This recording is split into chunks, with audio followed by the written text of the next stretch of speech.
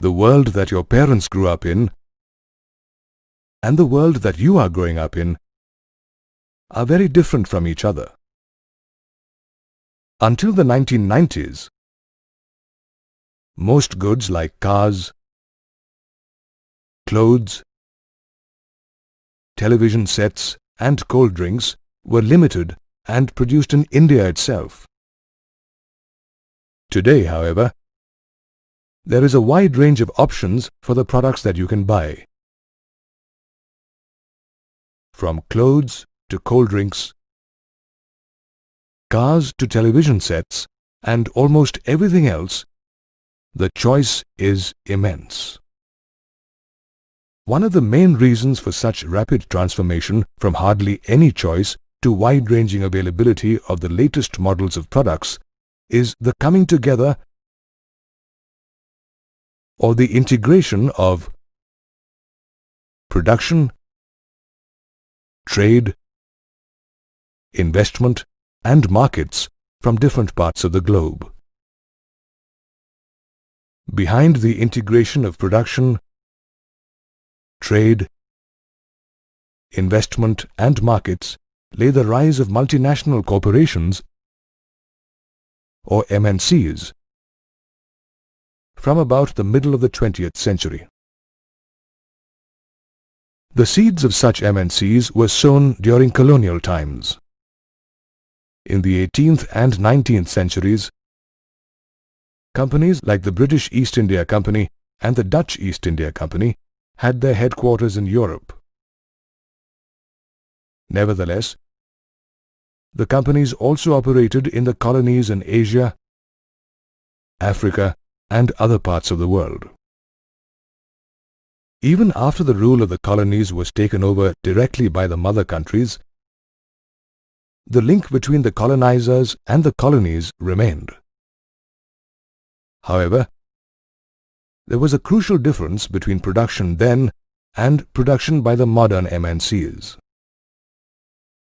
Goods were produced largely inside the boundaries of individual countries. Colonies such as India produced raw material as well as foodstuff and exported them to Britain. In return, it imported finished goods from Britain or other European countries. The colonies and the mother country were linked to each other through trade. Production still occurred within the boundaries of a country.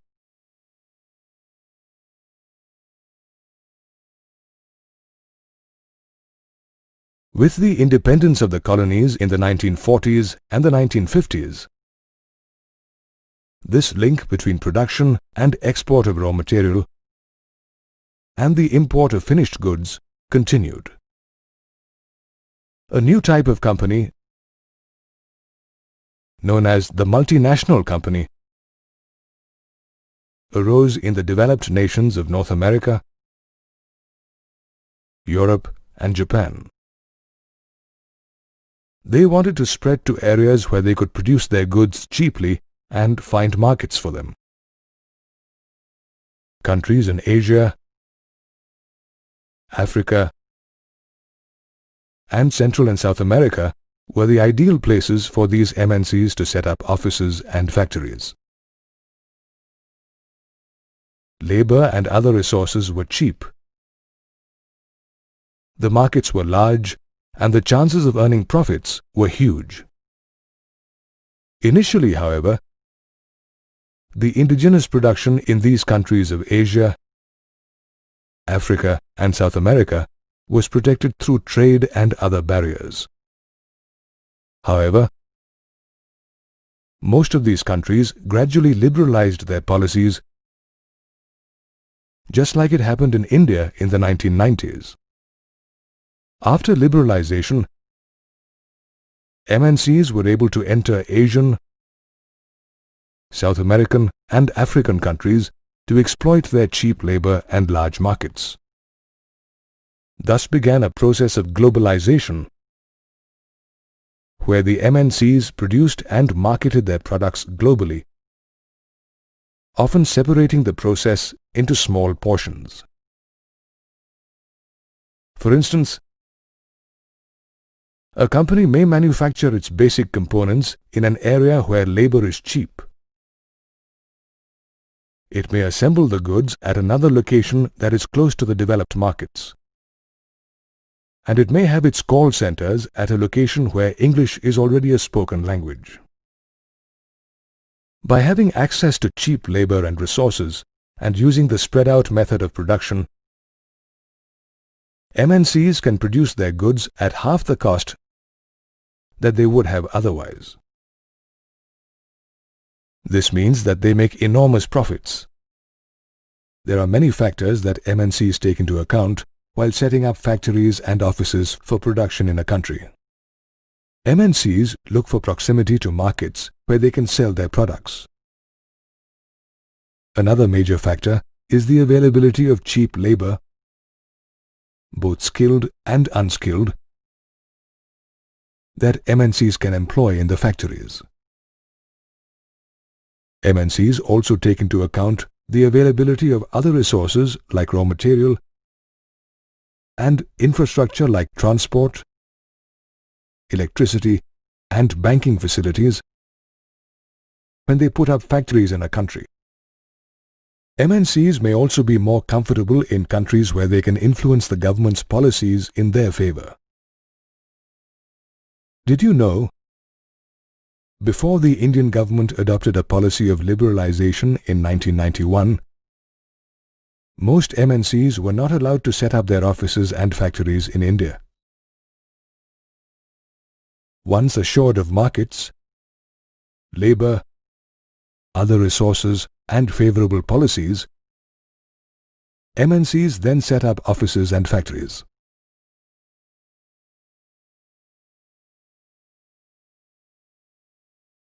To set up these offices and factories, MNCs buy land, machinery, and other equipment that is required. This is known as foreign investment. MNCs invest in foreign countries because they hope to make profits. MNCs follow several modes of foreign investment in countries like India. MNCs sometimes collaborate with local companies. In such partnerships, MNCs benefit from the local knowledge and contacts of the local company. The local companies, on the other hand, benefit from the investment as well as the latest technology that MNCs bring with them. Another method of foreign investment, more common than partnering, is for MNCs to buy up local companies and spread their control over production and investment.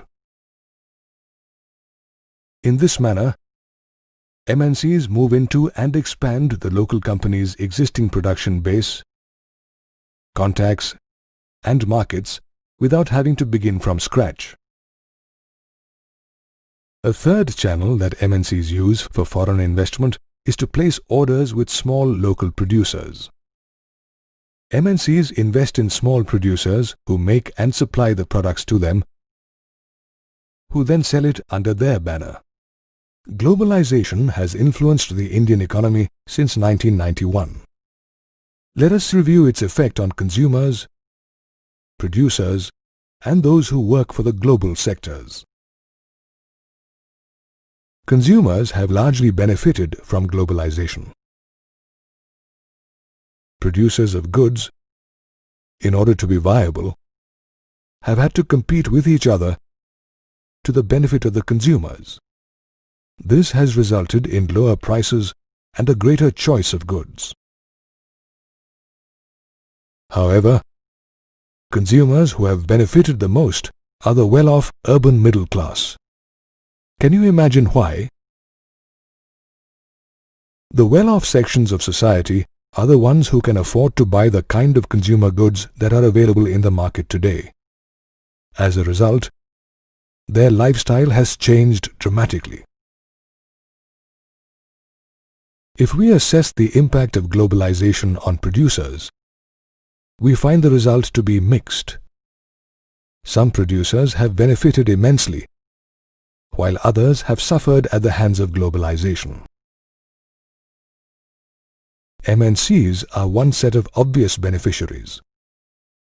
They have posted tremendous profits and invested more and more in India in the last 18 years. MNCs' investment and production has largely been in the consumer goods sector like automobiles, electronic items, fast foods, cold drinks and mobiles. Some have also invested in sectors like power or services like banking.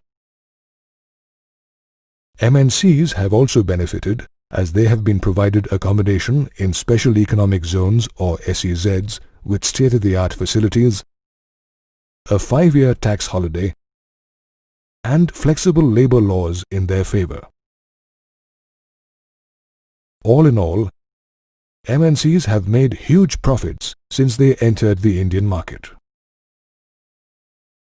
In addition, some local companies who have collaborated with the MNCs to supply them raw material or services have also gained from globalization. People who have found employment with MNCs or their allies have also obviously gained from globalization.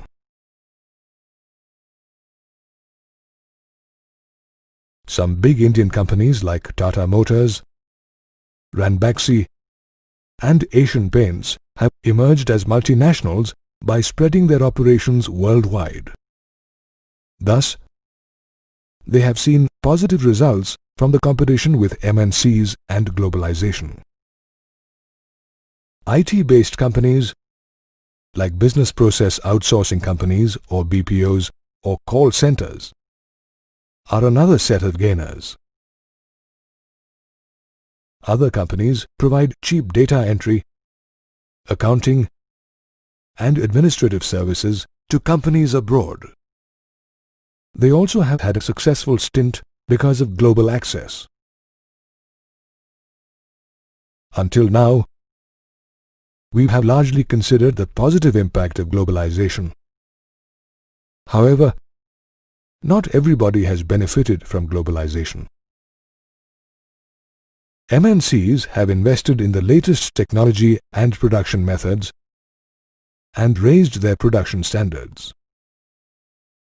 Small producers who lack the immense resources commanded by MNCs have been forced to compete with them.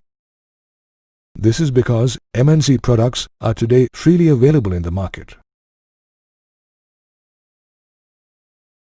Some small producers who were hit the worst by MNC competition include dairy products, toys, vegetable oils, capacitors, batteries, and so on. Some of them have either left their production units or now produce at a fraction of their earlier capacity. Another sector that has faced hardships because of globalization is labor. In many factories, working hours have increased and jobs have become insecure. MNCs often employ labor on a temporary basis. They have lost legal protection because labor laws have been liberalized in favor of the MNCs and big companies. Laborers in most companies have to work overtime to earn their livelihood, while the MNCs are making huge profits by reducing labor costs. Globalization and competition have benefited consumers, MNCs, their suppliers and allies, and big Indian companies. Nevertheless, they've also made employment uncertain and put small-scale enterprises in some difficulty. As we have seen in earlier modules, the fruits of globalization have been unevenly distributed. Those who have the means, be they in terms of education, wealth or skill, have benefited the most from globalization. They include well-off consumers, MNCs, their suppliers and employees, big Indian companies, IT-enabled industries like call centers, and so on. Did you know Belgium, Austria, and Sweden are counted as the most globalized countries in the world? People who are not so educated, wealthy, or skilled in some profession, or those who have had to compete with MNCs, have not fared so well because of globalization. Those who have suffered because of globalization include small-scale producers and labor. This uneven distribution of benefits leads to the question about what can be done to make globalization fairer so that all sections can benefit from it. The government can certainly play a positive role to ensure that the benefits of globalization are indeed global and not restricted to a few. The government can formulate labor laws that are effective and watertight and ensure that the rights of workers are protected. The government can also have policies that protect the interests of the small producers against the MNCs. These protectionist measures can be withdrawn once the small producers are strong enough to stand on their own feet. Till then, the government can support their small production units. The government can also erect some barriers to protect the domestic economy from foreign trade and unfair competition from developed countries. The government can align with other developing countries to negotiate with WTO to impose trade restrictions like imposition of tariff and quotas wherever required. However, more and more people are coming to realize that it is not the responsibility of the government alone to formulate policies and negotiate to protect the rights of its small producers and laborers. In the past few years, people from various walks of life, including students, teachers, workers, small producers and professionals, have come together. Did you know? The World Social Forum is a forum that meets periodically to highlight the problems that the common people face as a result of globalization. It met at Mumbai in 2004. Demonstrations are common against the unfair trade policies that are often encouraged in the name of globalization. Such demonstrations have even managed to influence some changes in the WTO's policies regarding free trade. It is time to move forward to achieve a fair globalization for all. The government's policies, as well as the people's initiative, are required to achieve such a globalization. Since the 1970s and 1980s, there has been a great rise in foreign investment, production and trade, especially by multinational companies or MNCs. MNCs have established themselves and invested heavily in areas where they can produce their goods cheaply. The rise of MNCs has thus meant a substantial integration and increase in the amount of goods produced and marketed between various countries. This integration of production and markets across countries is known as globalization.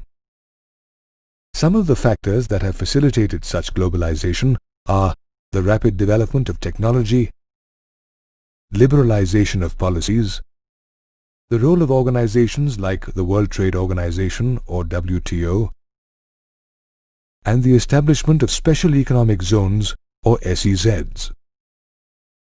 There have been rapid strides in technology, especially in the fields of transportation, information and communication in recent years. The means of transport are more abundant. Goods carriers are faster and are able to carry higher volumes of goods across greater distances. This means that bulk goods produced by MNCs can be exported faster at lower costs. Information technology has spread widely in recent years, and services like electronic newspapers and call centers to serve MNCs are a common factor in today's world. Sophisticated communication facilities like the Internet, electronic mail, and voicemail have made sharing of information much faster. Therefore, technologies have connected the whole world and made globalization easier. Apart from the rapid rise of technology, liberalization in the policies of the government has also been a major factor that has aided globalization in countries like India. After independence, the Indian government had deliberately set up trade barriers against the import of foreign goods and investment. This was to protect the newly emerging Indian industry against foreign competition. However, after 1991, when India adopted its new economic policy, the tariffs and trade barriers were largely removed, and the policies were liberalized. Indian manufacturers competed with foreign producers, and Indian products were forced to improve in quality. Foreign companies set up production centers and offices in India. Thus, the liberalization of foreign trade and production also opened India to global influences. The WTO has pushed for liberalization and removal of tariffs by countries like India. Organizations like the WTO are of the view that barriers to foreign trade and investment are harmful and therefore must be abolished to make international trade free. The WTO began with the initiative of the developed nations. With 153 member states in 2008, it establishes rules regarding international trade and often favors the developed nations in its policies. Did you know? The WTO was formed in 1995 in Geneva, Switzerland. Its official languages are English, French, and Spanish, and in 2008, the WTO had an official budget that amounted to 180 million Swiss francs, which is approximately 163 million US dollars. It has a staff of 625 members. The WTO Director General is Pascal Lamy. It has been observed that developed countries often retain trade barriers and subsidize agricultural production. On the other hand, WTO frequently pressurizes developing countries to follow liberal policies on foreign trade. Hence, the WTO has been instrumental in pushing free trade and liberalization policies in countries like India. In this manner, it has aided globalization. To attract foreign global investment, the Indian government has set up various special economic zones or SEZs. Did you know? Special economic zones were first set up in China in the 1980s. Among the most successful of the Chinese SEZs is Shenzhen, which developed from a small village into a city with a population of over 10 million within 20 years. The SEZs are provided world-standard facilities like uninterrupted electricity and water supply, good road access, transport, storage, and recreational and educational facilities. The companies that establish offices in SEZs also get tax exemption for 5 years. The government has also undertaken certain other measures to attract foreign investment and aid further globalization. For instance, labor laws have been made flexible to enable foreign companies to reduce labor cost and make higher profits.